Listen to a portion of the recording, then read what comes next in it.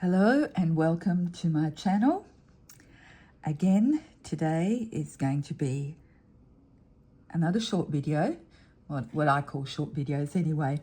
I did another blog post called Making Your Own Background Cardstock. I don't have a lot of commercially printed pattern paper. There's beautiful, beautiful paper out there.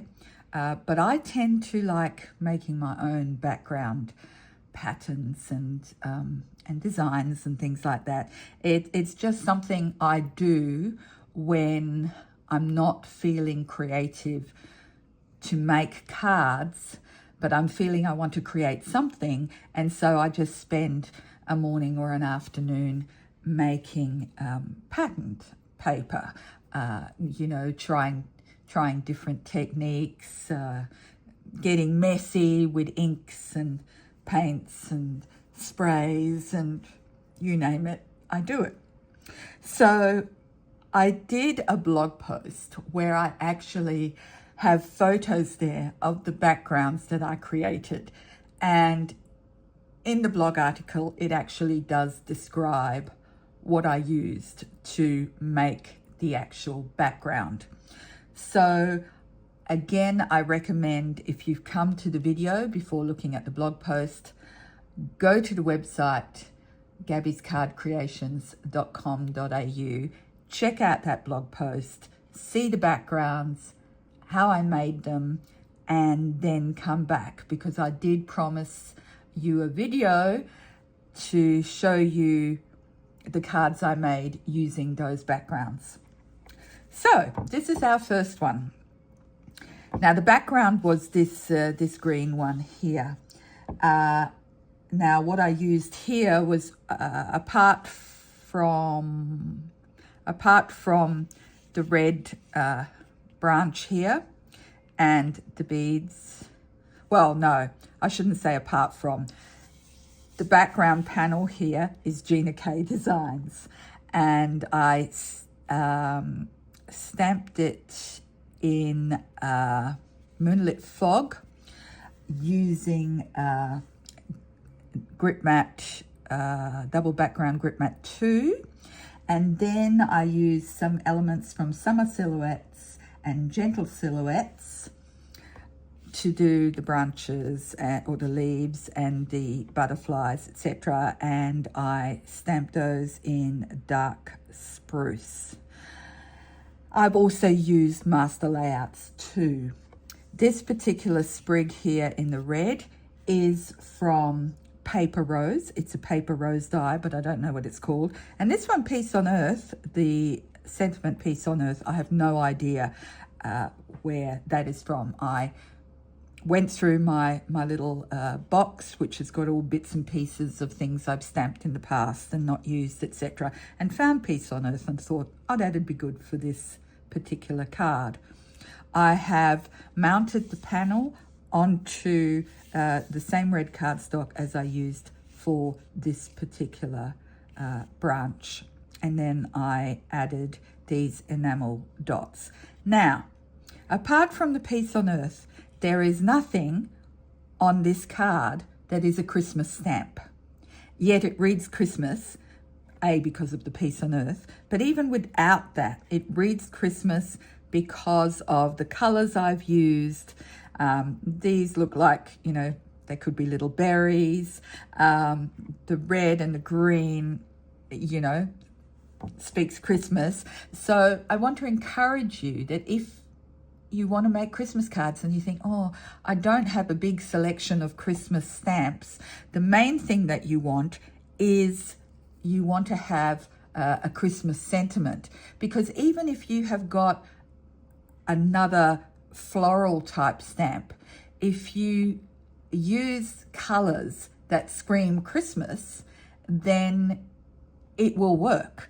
So you could use, different colored reds for flowers and the Christmas greens for the leaves. If you wanted more of a cold, snowy type effect, you could do it in different blues and do the sentiment then in embossing ink and silver embossing powder. So what I'm saying here is, you know, look through your stash. You don't necessarily have to have a whole lot of Christmas stamps or dies to actually make a card look Christmassy. I mean, if you do, that's great. But if you don't, if you're just starting out and you think, I want to do Christmas and I don't have enough Christmas, that's an idea for you. So that's the first background. The second background, here I've used Gina K products throughout. Now the background was this one here, where I embossed using the Gina K Designs Petite Flourish embossing folder on black cardstock. But then I used some good old metallic rub-ons, which have been around for years and years and years and years, and just using my finger, I'd put it on in the particular rub-on color and just rub it on to get this sort of aged look. And I used a variety of different colors, and then I tried to bring those colors in to the rest of what I was doing. So the rest of it is using Gina K products as well. So I've used Master Layout 1 and Master Layout 2. And then the stamps are from Vintage Spring.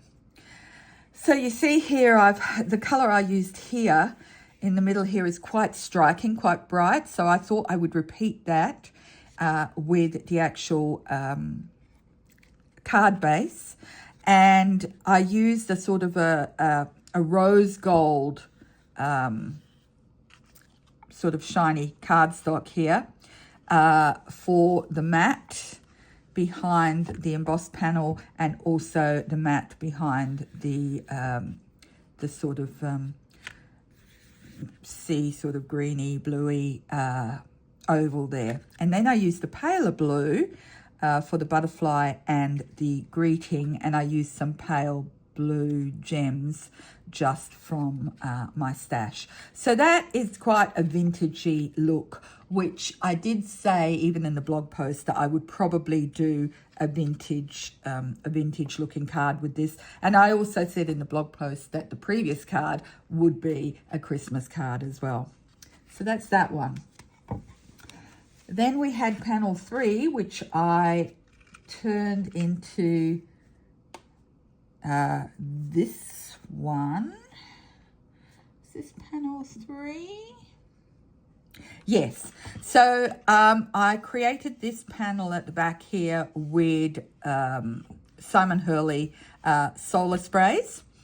Then I used a gold to matte that. I used a different gold for the die cut at the front, which I'm not sure where that die comes from.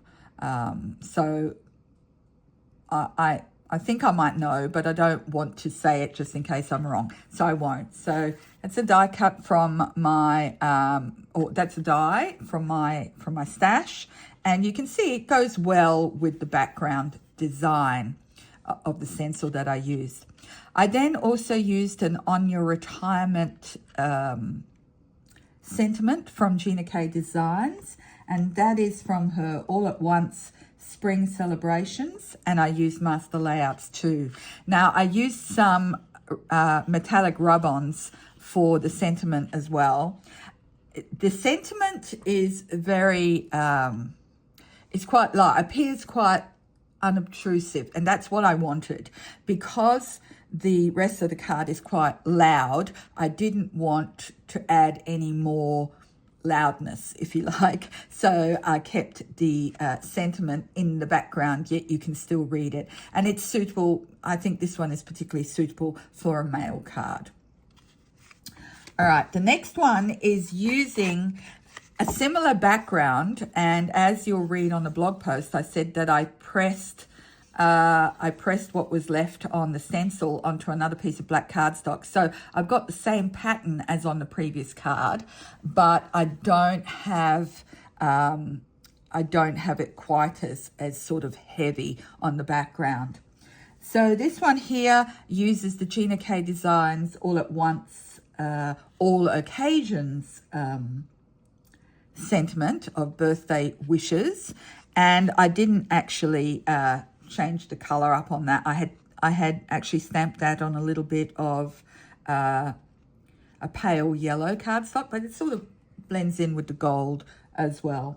Again, I've used Master Layouts 2, but I've also used the gold panel is from Master Layouts 1, and the other panel is from Master Layouts 2 for Gina K. And again, I'm not sure where this die comes from. Now, this one blends in more. At the previous card, because I used the rose gold for the die cut, it sort of stood out more. This one blends in more and adds more of a texture. And again, I think it's really suitable for a mail card. So that's that one. Okay. The next background is again used the All at Once All Occasions stamp set for the sentiment from Gina K Designs and Master Layout 2 from Gina K Designs. And you can see that the sentiment blends in really well because, again, what I did here is I used the metallic rub-ons to try to get a very similar color to this at the background here, which I achieved using some Simon Hurley Solar paste on this one. The gold behind it is using the Simon Hurley Solar spray. And then again, I've used some very bold gold die cuts here. And I have put this card on, or this panel onto a navy blue card base. I think that all went really well. So again, this one says congratulations. So it could be congratulations on a graduation, on a retirement, congratulations on your birthday. You could actually put, something inside that stamp, something inside that as well. And all of these black cards or navy blue cards, I've actually glued in a white panel for your own personal message in there using Master Layouts 2 from Gina K. So that's that one. Panel 6. Now, this particular background had solar spray again, used with a specific stencil. And it was in sort of pinks and purples and things like that. So I wanted to replicate those shades in what I was going to add to it. So again, I have used Master Layouts 2 from Gina K Designs. The Happy Birthday, which is foiled with the Polyglaze, is using an Elegant Thoughts sentiment. I've just added some pink little gems from my stash, and this particular die cut, which you wouldn't normally cut out in this color, is from Paper Rose Studio. I love their sort of native Australian dyes that they do, but I thought this would look lovely in just the shiny pink there. And you can see the shine as I move it. So that's a nice happy birthday card there, again using that background. And the final card, now this is an interesting one. This took me absolutely ages. In the blog post, I actually explain how I created it, and it's the pattern that is on these leaves. And I actually do say in the blog post, and you will see it in the photo that goes with it, that I matted the background in black and then matted it again on a mint colored cardstock. But do you know, I just couldn't get my head around that. I was looking at ways to make that work with just putting a nice big greeting on it or anything, or something like that. But it just didn't sing to me until I decided to cut the background up. So I literally ripped it off the backing of the mint cardstock, ripped off the black backing as well, and just had that that actual background panel that I worked on. And so I used Hero Arts Autumn Leaves Fancy Dies to cut these out. Now, I used Master Layouts 1 and 2 from Gina K Designs to cut out this thin gold border. I have some hexagon dies, and I don't know which brand, but I had this in my little box of bits and bobs, and I thought, I'll use that and make it look like a bit of a vase. And the Get Well Soon is from Gina K Designs All at Once, All Occasions sentiment stamps and dies. And then I added some, now these ones are not Gina K's, these ones are Spellbinders gold pearls.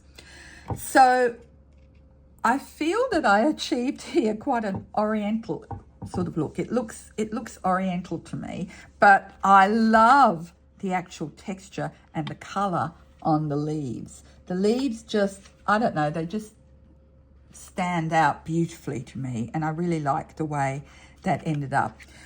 So again, when you're making backgrounds, you can think outside the box a little bit too. Don't feel that you have to use the entire background panel. You know, sometimes you will make a background panel and you might like part of it, but you don't like the other part of it. You know, sometimes you might be using alcohol inks, or you might be using just your dye inks, and you know, or you know, any type of coloring medium, and you've colored the panel and you think, gee, I like 3/4 of it, but this quarter over here I don't like. So cut the panel down, or use the panel in different ways by die cutting shapes or things like that. Like in this case, I thought these leaves would go really beautifully, and I love the actual texture on the die cut anyway.